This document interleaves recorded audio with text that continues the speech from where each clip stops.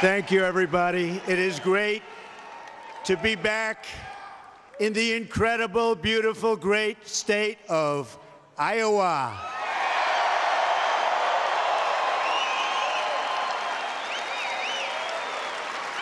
Home of the greatest wrestlers in the world, including our friend Dan Gable.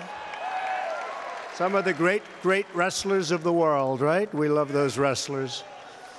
It's always terrific to be able to leave that Washington swamp and spend time with the truly hard-working people. We call them American patriots, amazing people. I want to also extend our congratulations this evening to Karen Handel of Georgia.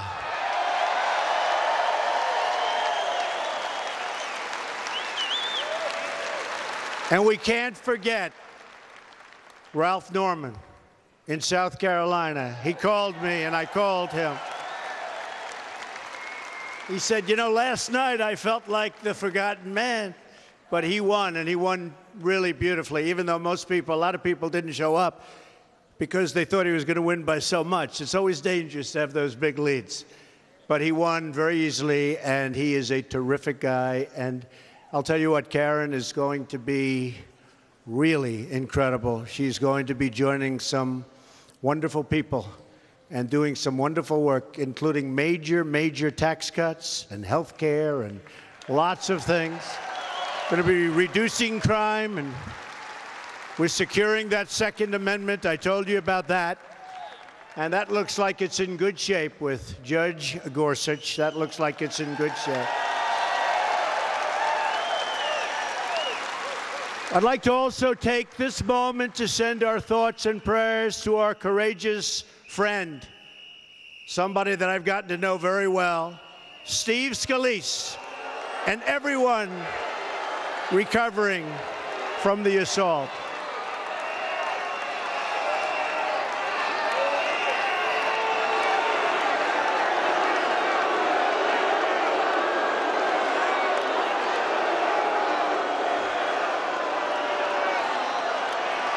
Never fails.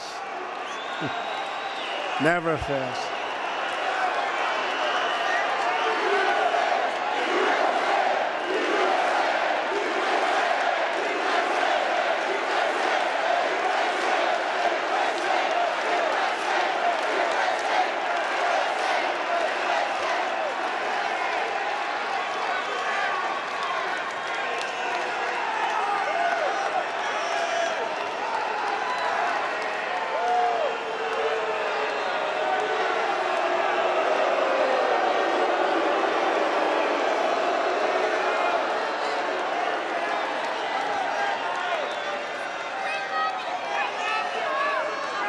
Thank you.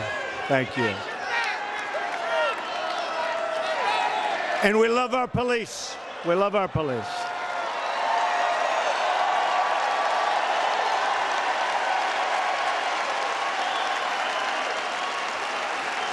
So to Steve we say, and he's a great guy, was in my office the day before, incredible. We're praying for you. We're pulling for you.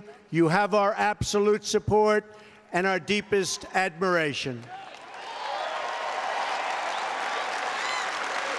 And our gratitude goes out tonight as well to the Capitol police officers who saved so many lives. You know, they ran from the outfield in. They were being hit by rifle fire. They only had handguns, and they were able to get them. It was an amazing show of talent and bravery. So we want to thank all of the police officers who so bravely serve and protect us. Thank you very much. Thank you. Hopefully our nation emerges from this ordeal. It was an ordeal, terrible. More unified and more determined than ever before, and I can see it, and we are indeed more unified in our own way than ever before. You just have to take a look at what's happening here, right? If we set aside the cynics and the critics, We have a chance, and it's a great chance. It lies before us to do extraordinary things for our country in the years ahead. History is written by the dreamers, not the doubters. So, while we are here tonight to celebrate the amazing progress that we've already made, and we have made amazing progress, we're also here to lay out the next steps in our incredible movement to make America great again.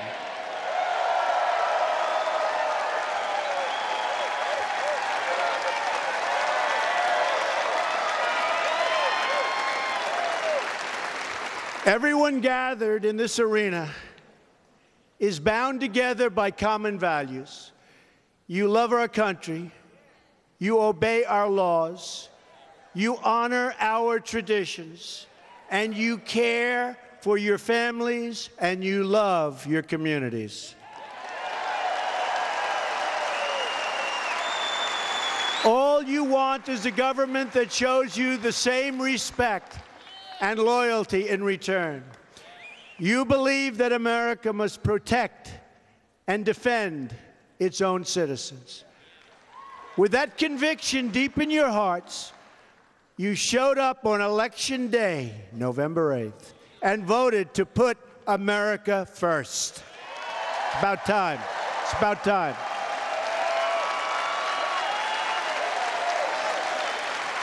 And from the moment I took that solemn oath of office, and every single day since, that is exactly what I've done. Put America first.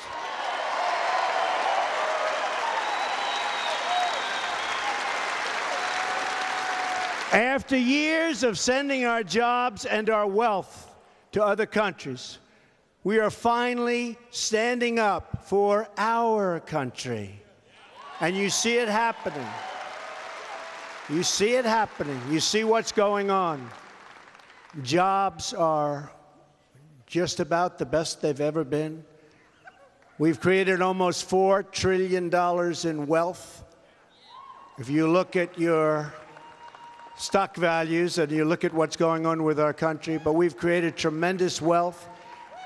The enthusiasm and spirit on every single index is higher than it's ever been before for our manufacturers and for our company.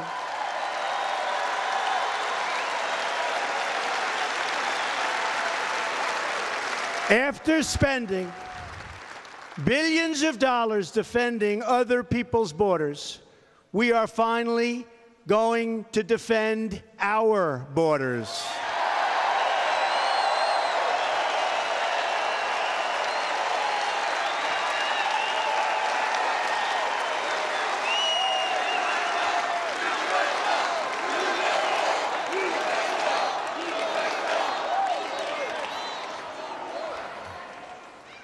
After decades of rebuilding foreign nations all over the world, we are now rebuilding our nation.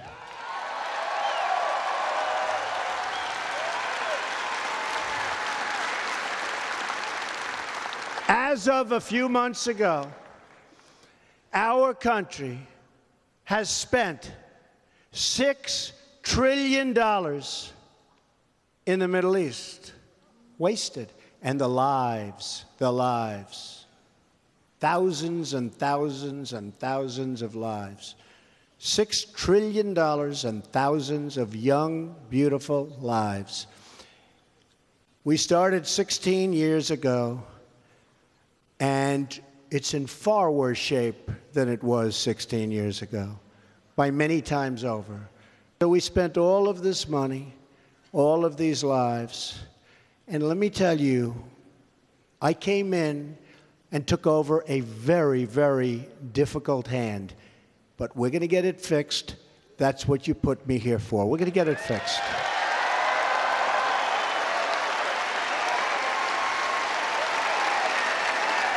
We'll get it fixed. It's a shame. It's a shame. And then you look at North Korea. Thank you. Then you look at we're praying, and I'm praying for you. That's true. Thank you very much. But you look at North Korea, what's going. Look at Otto, beautiful Otto. Went over there, a healthy, wonderful boy. And you see how he came back. You see how he came back. So we've been given a bad hand, but we're going to take that bad hand, and it'll all be good. In addition to that, we're going to start taking care of our country.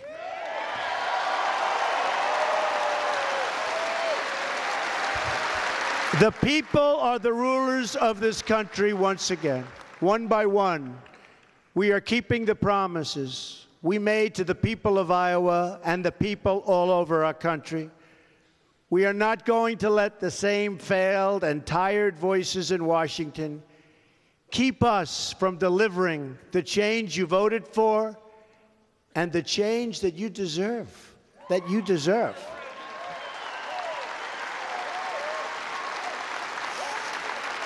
I do not answer to any donors or financial contributors. I don't care about them.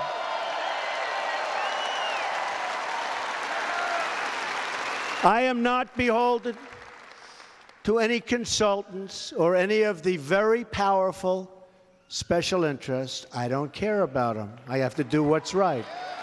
And if they're right, that's good. And we will never be intimidated by the dishonest media corporations who will say anything and do anything to get people to watch their screens or to get people to buy their failing papers.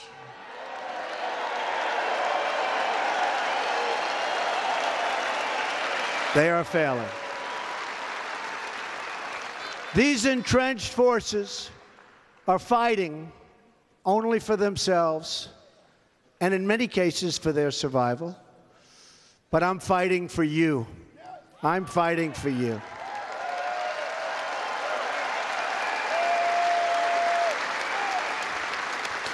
Fighting for your hopes, because your hopes are my hopes. I've had a great time in this country. I've had a great run. And it was time to do something. We all saw what was happening. It was time to do something.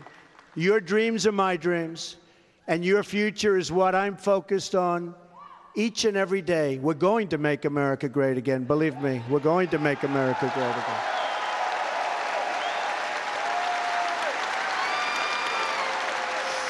Here are just some of the historic accomplishments we've achieved in just a very short period of time. And I have to just preface it by saying, thank you, darling. I have to preface it by saying, you know, I've been watching, and they're saying, President Trump has not produced health care. You know, I've been there for 5 months. If you remember, during the Clinton period, they worked for years and years and years. They never got health care. Obama,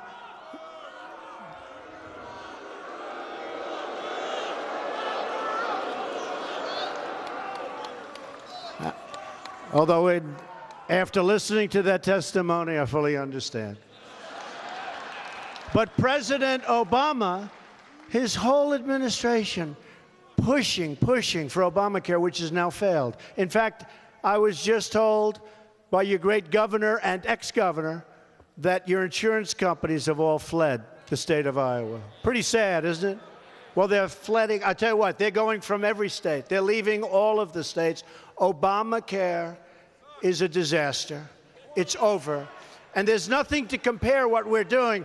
I hope the Republican Senate, if we went and got the single greatest health care plan in the history of the world, we would not get one Democrat vote because they're obstructionists. They're obstructionists.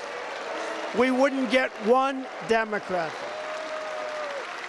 If we came to you and said, here's your plan, you're going to have the greatest plan in history, and you're going to pay nothing. They'd vote against it, folks. Every single vote. So we have a very slim 52 to 48. That means we basically can't lose anybody. And I think, and I hope, can't guarantee anything, but I hope we're going to surprise you with a really good plan. You know, I've been talking about a plan with heart. I said, add some money to it. A plan with heart. But Obamacare is dead. But it is interesting how they say Donald Trump is not producing health care, not producing. So we've produced so much legislation. I don't think any president, it could be somebody, I have to be a little careful because they'll say, he lied. So few presidents, just have to be a little careful because they'll say, headline, Donald Trump lies to the people of Iowa. I don't want it. But very few have done what we've done when you look at the regulations, when you look at all of, you know, they were saying, but he didn't pass legislative bills. I think it's 38, and we're going to be talking about them, 38. And if you listen to them, 38. But, and some of them are really big, having to do with regulation, having to do with lots of different things. But we're working really hard on massive tax cuts. It would be, if we get it the way I want it, the largest tax cut in the history of the United States of America.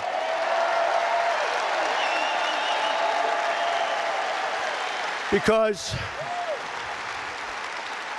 right now, we are one of the highest taxed nations in the world. Really, on a large-scale basis, we are the highest taxed nation in the world. And we're going to get it down really low, okay? Real. I don't say the lowest, because there are a couple that are really down there. But that doesn't mean you want to be there.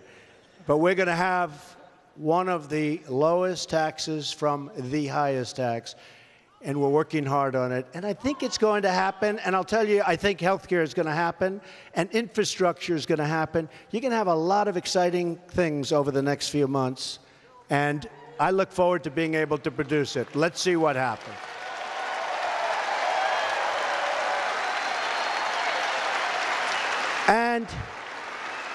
And by the way, if we had even a little Democrat support, just a little, like a couple of votes, you'd have everything.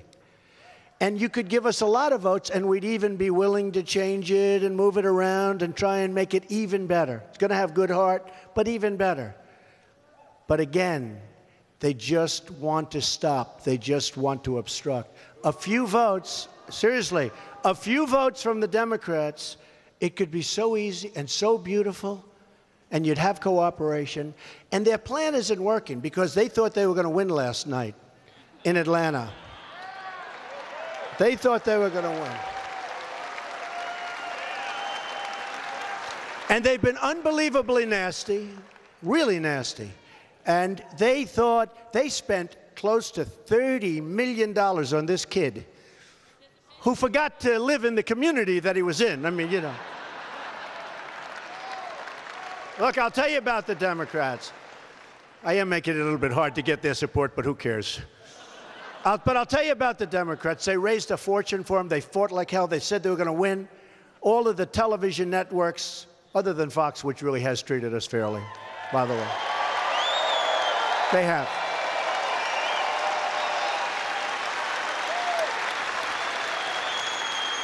But they built these studios, CNN. Whoop. Hey, the camera just went off. I can't imagine. It's covered live. The camera just went off. I can't imagine why. This phony NBC television network. They actually had one of the people say, you know, it was a little rainy last night. Maybe that was the difference in Karen's race. Can you believe that? But they had these beautiful studios. And if Karen Handel had lost, they would have blamed it on me, which is fine. But if she had lost, they would have been there for weeks talking about this. This would have been the greatest defeat in the history of American politics. When she won, when they said, projected winner is Karen Handel, then they said, we switch to another program, right? So it was so short. They couldn't get out of there fast enough. And don't forget, this happened in Montana, right? In Kansas. Last night, South Carolina, with Ralph, who was expected to win and he won. California. So, but it's been incredible. So we're 5-0. We're 5-0.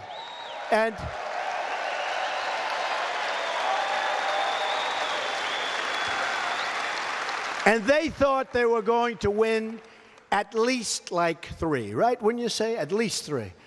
And it would be a devastating defeat. The truth is, people love us, all of us. They love us. They don't get it. They haven't figured it out yet. You know, they're still trying to figure where all of those voters came from. Those voters came out of the hills. These are hard-working. We have the hardest working, the smartest people, the toughest people. They're very lucky that our people don't protest, believe me. Believe me. They're very lucky.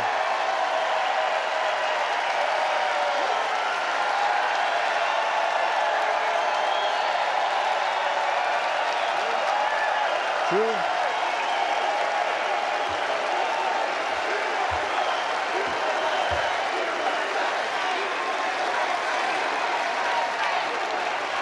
Yeah, we have them. We have the smart ones. We have the toughest ones. Great, great Americans. And Hillary said the deplorables. These are just the opposite, believe me, of the deplorables. These are just the opposite. We have a group, Bikers for Trump. You ever see them? They come by the thousands. Oh, my man. Look, how are you? We have the I didn't know you were here. They're here. Now we know we're protected. That's great. Good to have you, man. These are great people. And when I see them, I say, now we're safe. And they like Trump, and I guess we're well into the 90s. What do you think? The 90s, 95s. But we love our people, and they love us. And more importantly, they love our policy. They love what we're doing. You see what we're doing. You see what we've already done. Home builders are starting to build again. We're not confiscating their land with ridiculous rules and regulations that don't make sense. Farmers are able to plow their fields. If they have a puddle in the middle of their field, a little puddle the size of this, it's considered a lake, and you can't touch it.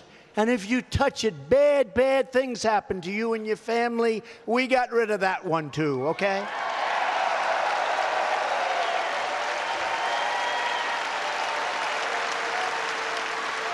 Unemployment is at a 16-year low. And manufacturing is doing phenomenally, and we have companies moving back. They're coming back. You know, in the state of Michigan, which has just been like an exit pool where car companies have left, I told them, you know what? You want to start leaving? You want to fire all these people? You watch what we're going to be doing. You watch what we're going to be doing. Not going to be too long. We have the legendary Wall Street genius Wilbur Ross here. He's our Secretary of Commerce. We have Gary Cohn, who is the president of Goldman Sachs. In fact, he's the president of Goldman Sachs. He had to pay over $200 million in taxes to take the job, right? So somebody said, why did you appoint a rich person to be in charge of the economy? I said, no, it's true. And Wilbur's a very rich person in charge of commerce. I said, because that's the kind of thinking we want. I mean, you know, really, because they're representing the country. They don't want the money. They're representing the country. And they had to give up a lot to take these jobs. They gave up a lot. When you get the president, this is the president of Goldman Sachs, smart. Having him represent us, he went from massive paydays. The peanuts, the little tiny. I'm waiting for them to accuse him of wanting that little amount of money. They wanted that. But these are people that are great, brilliant business minds, and that's what we need, that's what we have to have, so the world doesn't take advantages of it. We can't have the world taking advantage of us anymore. And I love all people, rich or poor, but in those particular positions, I just don't want a poor person. Does that make sense? Does that make sense? If you insist, I'll do it. But I like it better this way, right? So we've achieved a historic increase in defense spending, and we've created a new office of accountability at the VA, our veterans, to ensure that our veterans get the care that they so richly deserve. Our veterans.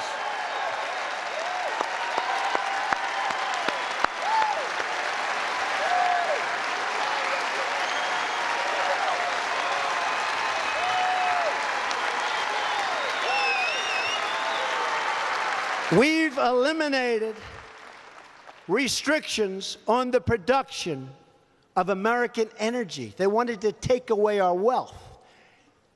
The world wanted to take away our wealth. We happen to be lucky. Under our feet, we have great wealth, not only in the form of your kind of wealth, which is beautiful, fertile soil, but also in other locations in the form of energy. They wanted to take that power and that wealth away from us. And we've ended the war on clean, beautiful coal. And we're putting our miners back to work.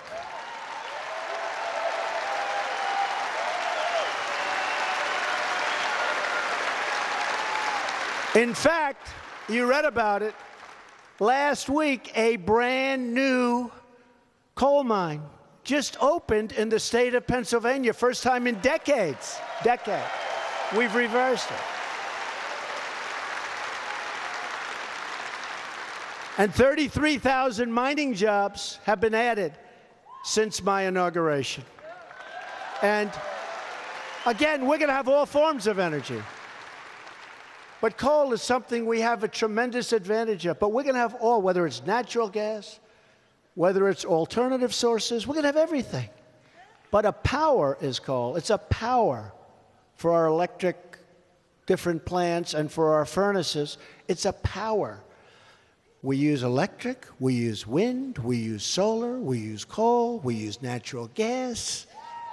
We will use nuclear if the right opportunity presents itself. We're going to be strong for the future. We're going to be strong for the future. I don't want to just hope the wind blows to light up your homes and your factories.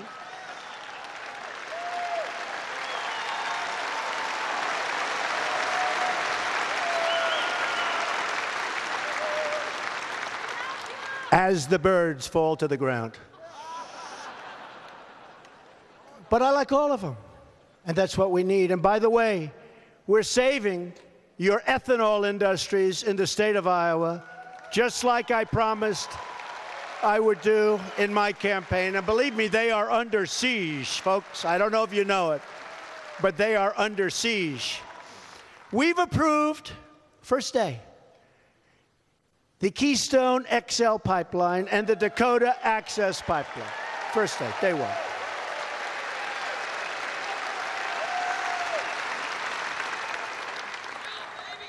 $38,000 jobs. And better for the environment, by the way. Better. Underground. Better for the environment. And safer. Can you imagine the executive for Keystone who a year and a half ago was told it's dead and they have billions invested, they bought half of the pipe, and somebody walks into his office, probably a consultant that charged him tens of millions of dollars. Sir, the pipeline was just approved. Now, you know what he's going to do. He said, I did a great job, sir. I'm entitled to millions of dollars in consulting fees. It was just Trump approving the pipeline. We approved it. We approved it. It's good for the country. Right? My man. And by the way, speaking of that, when I'm signing for the XL pipeline and the Dakota, I said, by the way, who made the pipe? You don't want to know. No, not the USA, believe me. I said, who made the pipe? Now, in all fairness to them, they bought a lot of their pipe already, so it's a little hard to say, throw that away, we're giving you, you know. But I put a little clause, handwritten. It said, anybody builds a pipeline in the United States will use American steel and fabricate in America. No more taking it over on boats. Very simple.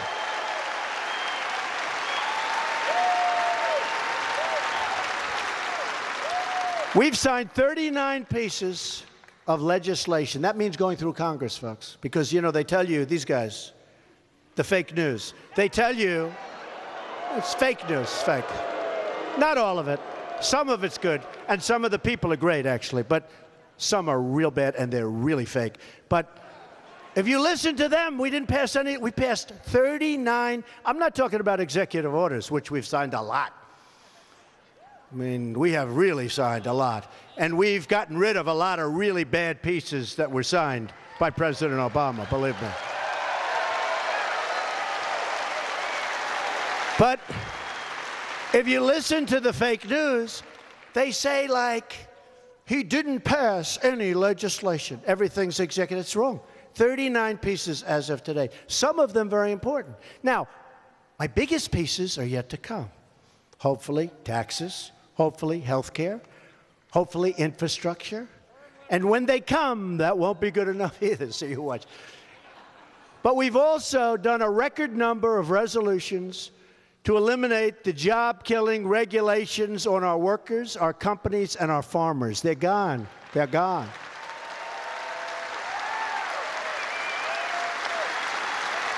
We are ending the federal intrusion into your family farms and your ranches.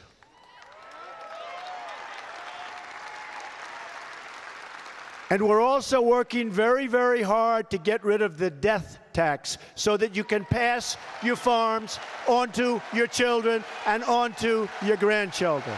I don't know if we're going to pull that one off, but we're working very hard to do it. Right, Chris?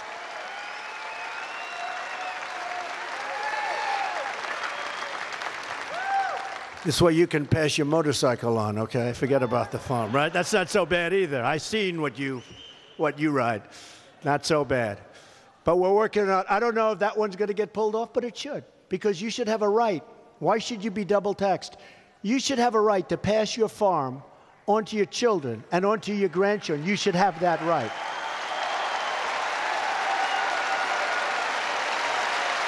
Without having them going out and borrowing a fortune, not being able to make payments, losing it to the banks. It's not fair, so we're working hard. Let's see if we pull it off. We're going to try very hard, I can tell you. I don't know, but we're going to try. No longer will the EPA be telling you how to run your business or do your job or live your life. Instead, it will focus on its true mission: clean air and clean, beautiful, crystal water, nice, beautiful, clean water. That's what we want, right? Right?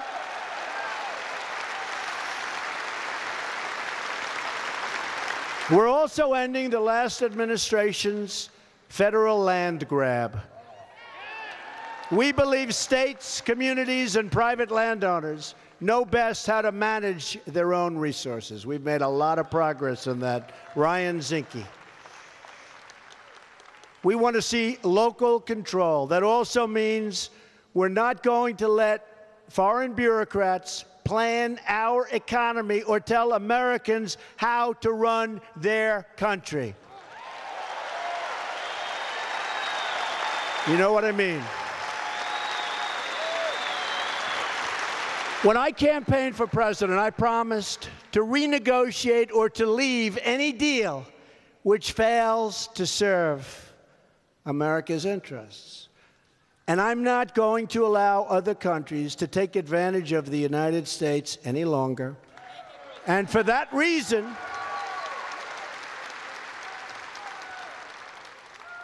I totally cut off negotiations and will not do our great, what is it? P, go ahead, P, do you know what it is? PPP, yes. You guys weren't listening to that, huh? But for that reason, and that too, as you know, I formally announced that the United States will withdraw from the disastrous Paris Climate Accord. It's a disaster.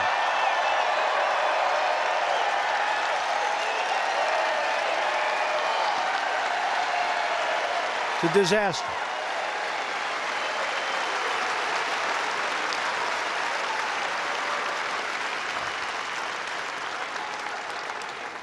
And by the way, Trans-Pacific Partnership, we don't even talk about it anymore because that was done early, but Trans-Pacific Partnership, bye-bye. That was another NAFTA catastrophe that we're going to, by the way, renegotiate.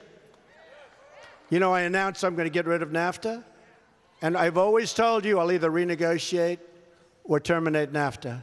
So I announced that essentially I was going to terminate, but I got a very, very nice call from Prime Minister Trudeau of Canada, from the President, good guy, of Mexico, asking me not to terminate it. Could we negotiate? And I'm always willing to negotiate. I'm always willing. So we'll see. We'll see how it works. But it's been very unfair to the United States. Now, all you have to do is look at all the empty buildings, all the empty plants and factories all over the country. NAFTA has been a disaster, so we're going to either renegotiate it successfully, which would be my first choice, or we're going to terminate it, and that's going to be that.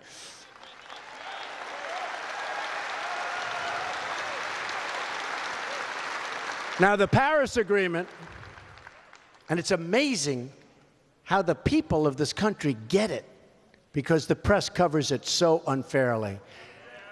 The Paris Agreement would have cost America millions of lost jobs and billions of lost dollars and put us at a permanent economic disadvantage. China doesn't kick in until 2030. I could tell you stories, I could give you stats, I could go on all day. It's a catastrophe if we would have agreed. And they all say it's non-binding. Like hell it's non-binding. When we get sued by everybody because we thought it was non-binding, then you can tell me it was non-binding. I was elected to serve the citizens of Iowa and Pennsylvania and Ohio and Michigan and Wisconsin and Florida and all 50 states and all 320 million American citizens.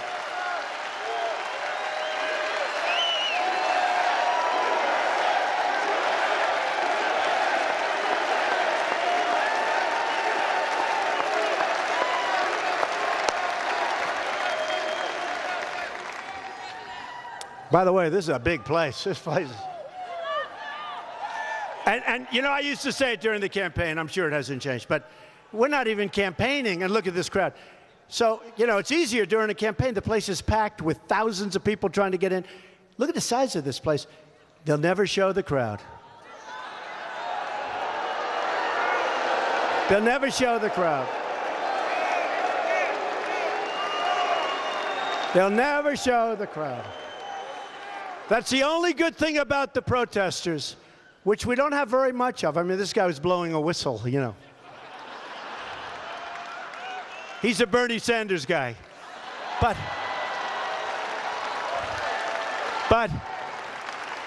we don't have many. But when we do have one, the only good thing is the cameras have to go, and they have to go sometimes up into the corners, way up in that arena.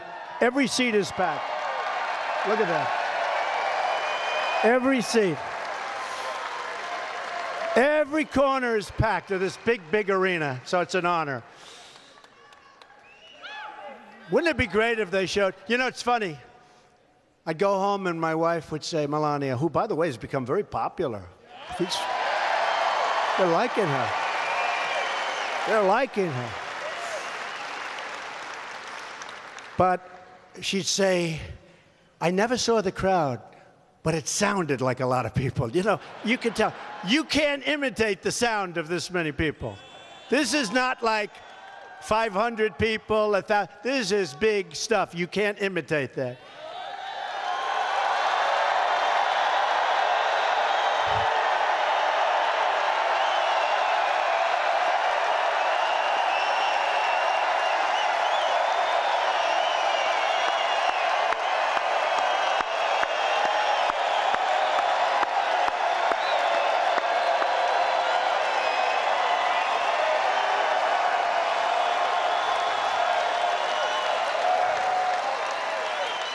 You know what they don't understand? They get these massive ratings. I hate to give it. They probably charge a fortune. I know they charge a fortune. But all those television cameras, all those live ones, and I hate to do this, but they'd get even better ratings if they'd show that. And I try and convince them, but that they can't do. They just can't mentally handle that one. So it's one of them. But it's such a great crowd. To all of those people watching, it's an unbelievable place. It is a big, beautiful arena, and it is packed.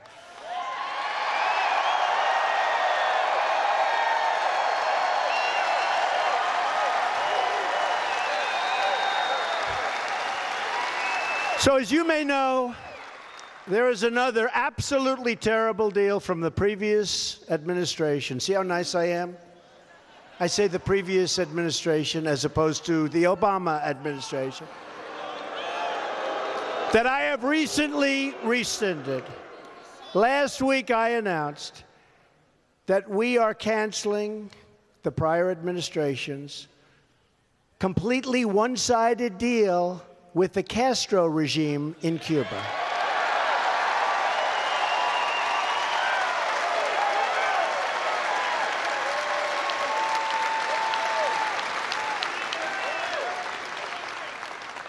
Isn't it amazing?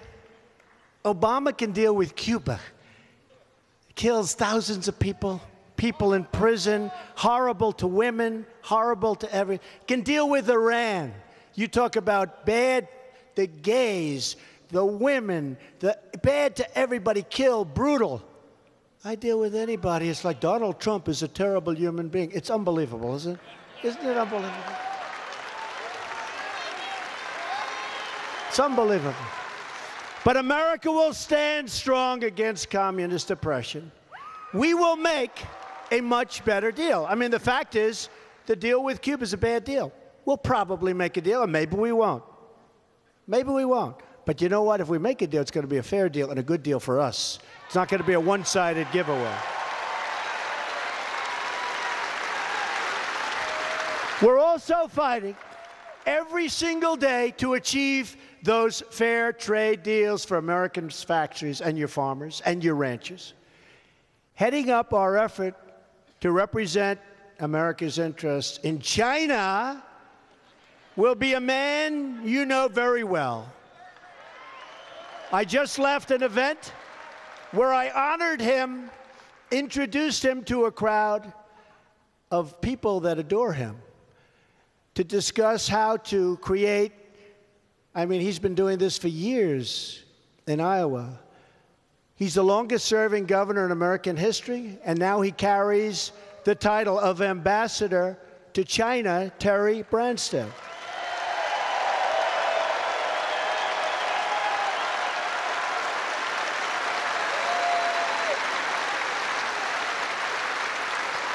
He's a fantastic guy. You know, I told the story today. I said, I'd come here to make a speech. We'd have a big crowd in Iowa. And Terry would come and say, at that time he didn't call me Mr. President, he called me Donald. I said, that's okay. I didn't think about it. Now if he called me Donald, I'd be very angry with him, right? Kidding. But he said, Donald, could you do me a favor? Don't say anything bad about China. We do a lot of business with China. I like China a lot. I've known President Xi for a long time. I really like him. And he also, by the way, likes Terry a lot. And just please don't say anything bad about China, which is hard for me to do. And I wouldn't. But then when I won, and we're looking for somebody to represent us with China, which is a very, very powerful country, and we've had a very good relationship with China in all fairness, and I do like President Xi. I wish we would have a little more help with respect to North Korea from China, but that doesn't seem to be working out. But I do like the president a lot. So when I was thinking of who am I going to make the ambassador to China, after, having a good retentive mind, I said, I remember about a year ago when Terry Branstad was saying all of these great things, your governor. So I called him up. I said, listen, you've been doing this for 24 years. You want to do something else? Like, how would you like to be ambassador to China? And I didn't think he'd really do it. It's a long trip. 21 hours, that's a lot of plane time. But he wants to do what's right for the country. And I said to him tonight, I said, I wasn't sure you were going to do it. He said, when my president calls me to help him with our great country, I do it. That's what he said to me. I thought it was nice. Thought it was nice.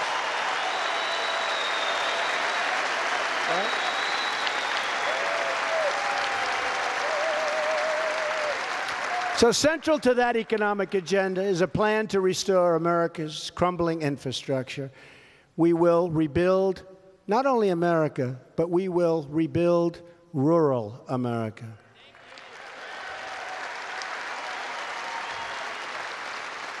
In this great national rebuilding, we will follow two simple rules. We will buy American, and we will hire American.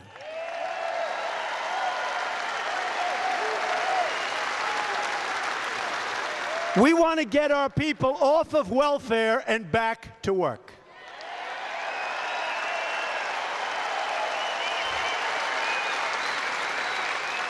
We also want to preserve our safety net for struggling Americans who truly need help. We want to help them. People that truly need help, right, Chris? We want to help those people. But others don't treat us fairly. That's why I believe the time has come for new immigration rules which say that those seeking admission into our country must be able to support themselves financially and should not use welfare for a period of at least 5 years.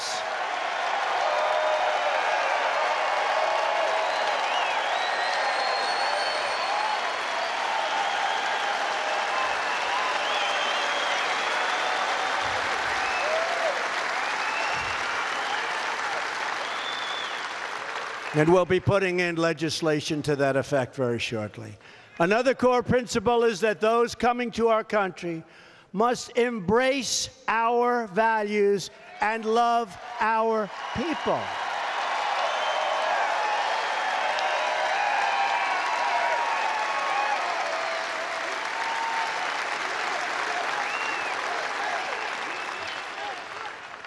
And yes, we will build the wall. We've already started planning. It will be built.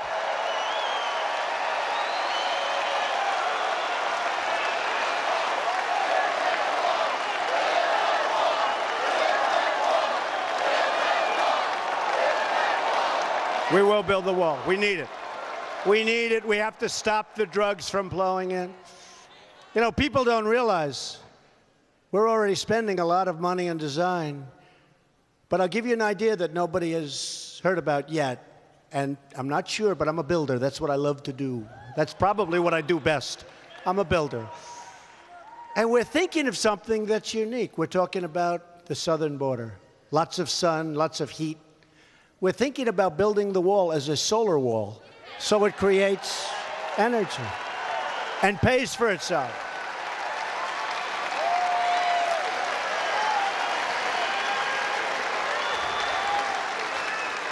And this way, Mexico will have to pay much less money. And that's good, right? Is that good?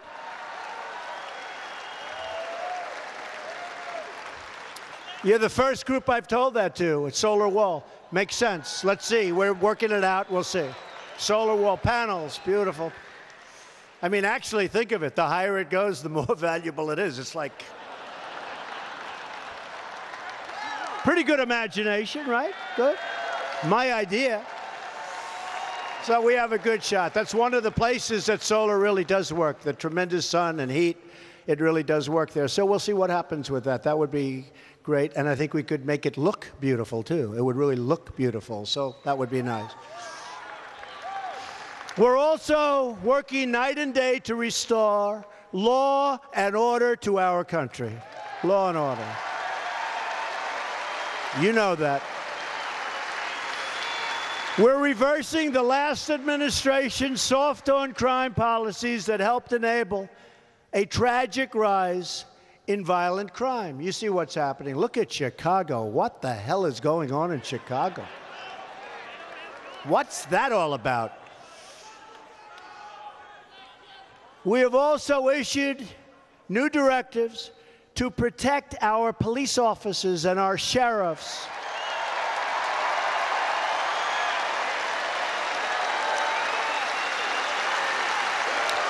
And will always stand with the incredible men and women of law enforcement. All American children, no matter where they live, have the right to grow up in a safe community. No issue is more central to public safety than the issue of immigration and border security. After years of lawlessness, the United States is now enforcing our laws, first time in a long time, and protecting our workers, our schools, and our families. Since I was elected, illegal border crossings, and this is without the wall, before the wall, have decreased by more than 75%, a historic and unprecedented achievement.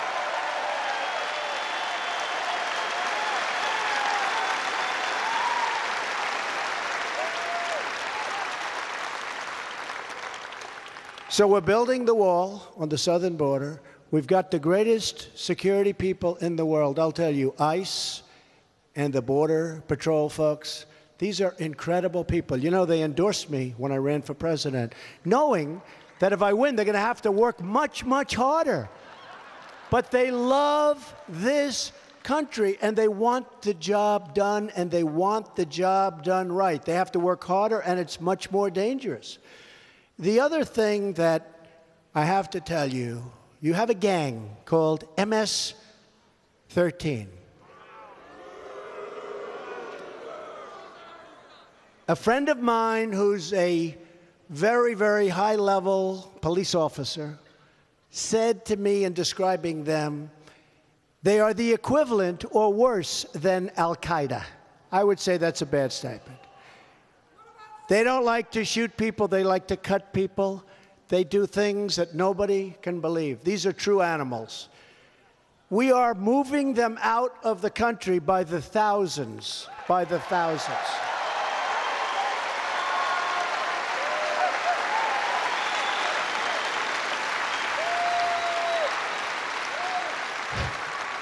And the people moving them out are, guess what? A hell of a lot tougher and meaner than they are, but they're on our side. We're getting them out. MS-13.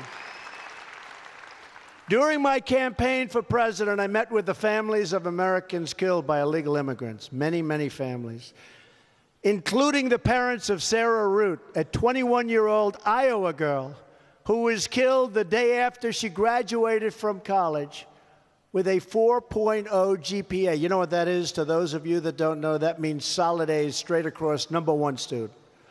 Thousands of beautiful American lives like Sarah's have been stolen for the simple reason that our government has refused to enforce already existing laws. The media, these people, like to talk about separating families. But the families they never talk about are the American families separated forever from the ones they love because we don't protect our borders and uphold the immigration laws of the United States.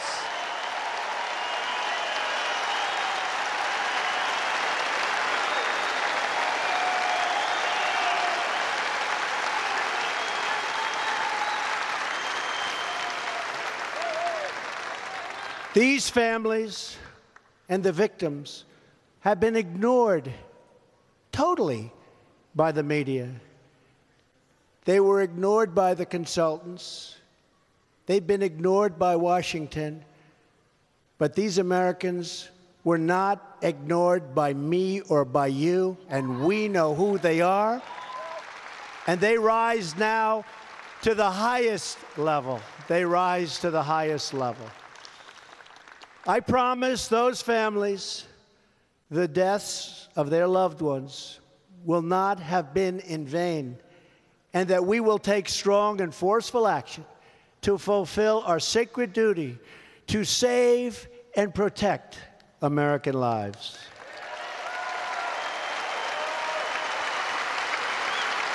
Every single day, we are finding these gang members, these drug dealers, thieves, robbers, predators, criminals, killers, horrible killers.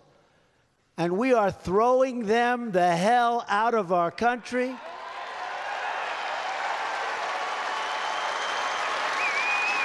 And when they're gone, our now very strong borders, especially with the wall, will never allow them back in.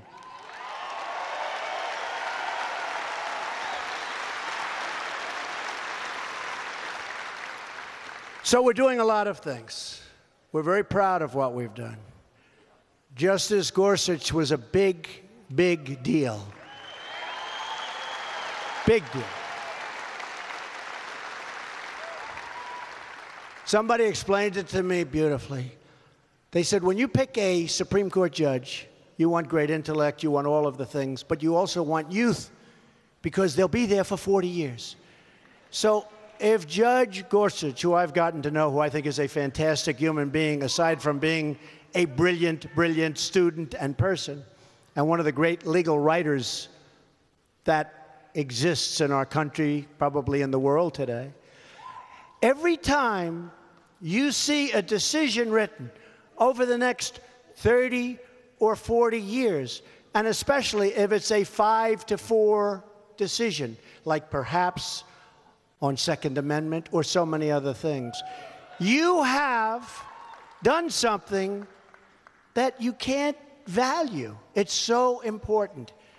Think of it. For a 30 to 40 year period, potentially, you've influenced this country. And I've always heard, long, that just about the most important thing you can do, I always say defense, but perhaps outside, because we are going to have a strong military and strong defense, and we need it now.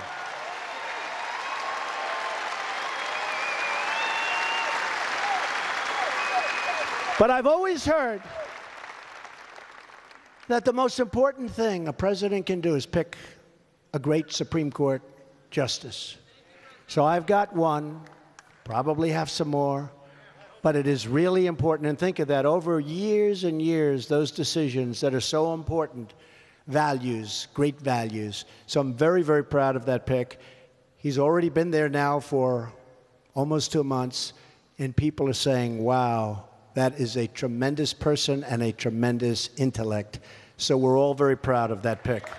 And you made it possible.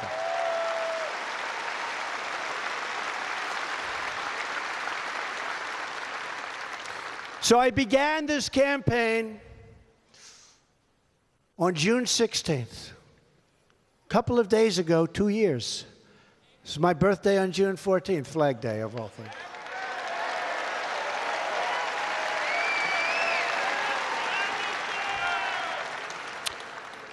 And we came down the escalator, that famous escalator ride, Melania, myself, and the place went nuts.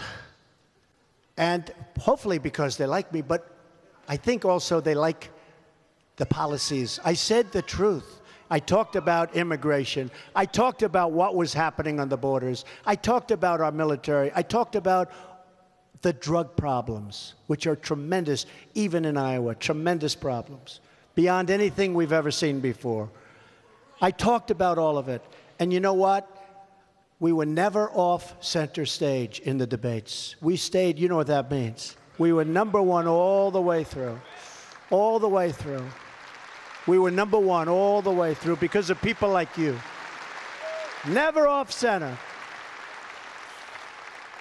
17 people running. I kept looking up and down. I said, boy, that's a lot of people. Some of them very talented. But 17 people running. We were never off center stage in those debates, and that's because of people like yourselves, because you agree with me, and we are making such incredible progress. We are making progress like nobody can believe. These people are being driven crazy. Crazy.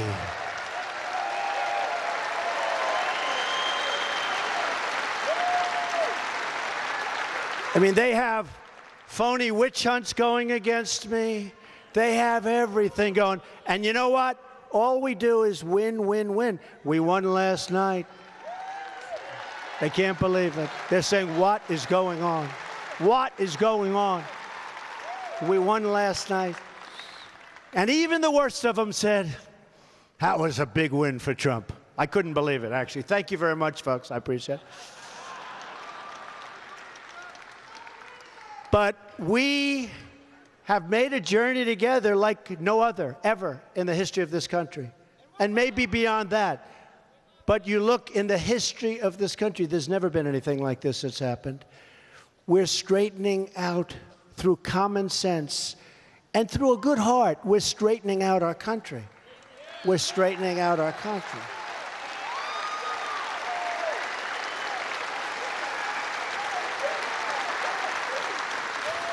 No matter our beliefs, no matter our party, it's time for us to remember that we are all Americans and that we are in this together. And it would be great if the Republicans and the Democrats could come together and get really, really great legislation passed.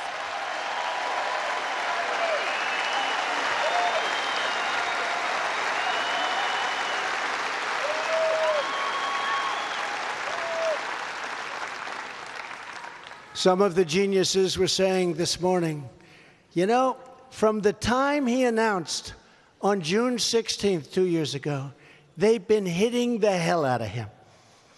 Hillary took almost all negative ads. The problem was, when people went to vote, they didn't know what she stood for other than she was saying bad things about me. And I almost became like,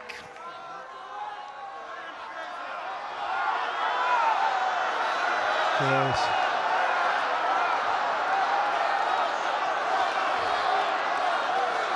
Think of it. So from the time I announced, I've been hit. Then from the time I got in, I said, oh, this is going to be great. Finally, we're going to all come together. They hit me harder. They've now learned, I think, that that doesn't work. 5-0.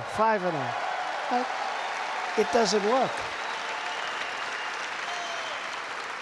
They need to be positive. They can't continue to be obstructionists. That's all they have going.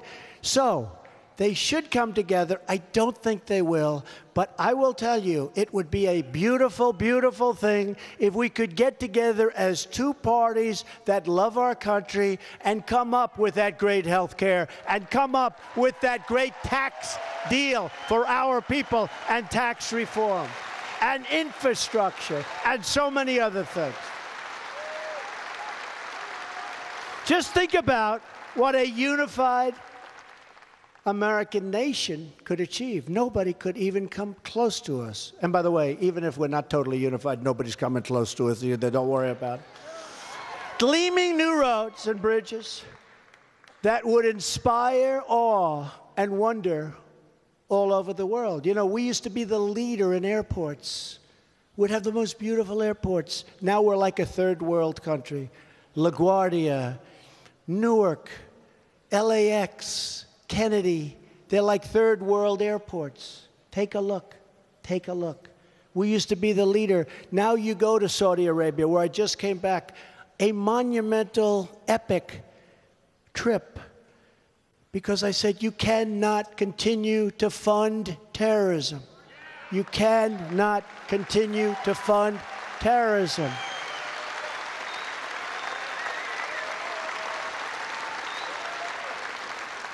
And the king of Saudi Arabia, who is really he's a very special man. I mean that. He is taking it to heart. And now they're fighting with other countries that have been funding terrorism. And I think we had a huge impact. We will see. But I think we had a tremendous impact. We cannot let these incredibly rich nations fund radical Islamic terror or terrorism of any kind. We cannot let it happen. Cannot let it happen.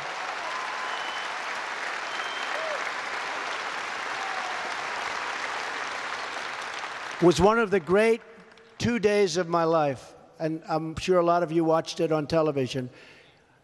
54 Muslim nations coming together, some immensely powerful, wealthy nations, and everybody in that room was unified, and the ones that weren't, they're trying to get them to be unified and to do the right thing. I think it could have a tremendous impact. But not only that, I said, for me to go, I'm only going, we had to negotiate, if you spend billions of dollars, billions, on having things manufactured in our country with our jobs and our workers for your country.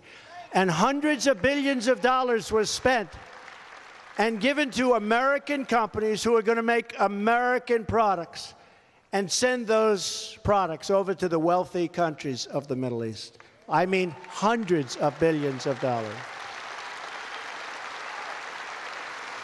And people haven't talked about that, but to me that was very important because we want those jobs.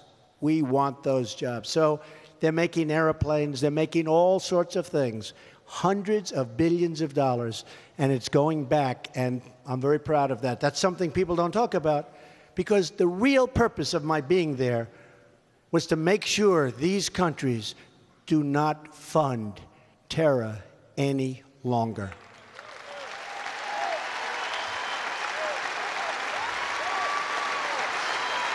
So I just want to leave Iowa. I said that I'd come back. Oh, I love that you're not. Look at that. You don't want me to leave. I don't want to leave either. I don't want to leave either. I don't want to leave either. But I said I would come back. And I made lots of statements to your governor and to your current governor. Kim is going to be a fantastic governor. She's here. She's going to be a fantastic governor. But I said that I was going to come back. I said that I was going to protect your ethanol for good reason, only for good reason. And it was very important to me. I said that I was going to do things for the people of Iowa, and I want to let you know, I've done it for the people of Iowa, but I've really done it for the people of our country. Our country is getting stronger. It's getting better. We're going to be setting records in so many different ways. We're going to straighten out all of the mess that's happened over the last long period of time where we went into other nations to tell them how to run their country, and we had no idea. But I just want to thank all of the people that are here tonight. I want to thank the people of Iowa. You are incredible people. I want to thank you for your incredible support.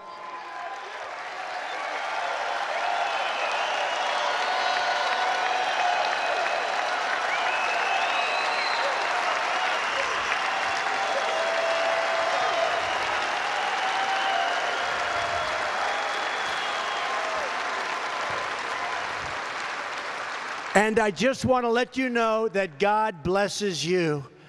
And I want to just say, you are special in every way. God bless you, and God bless America. Thank you very much. Thank you. Thank you very much.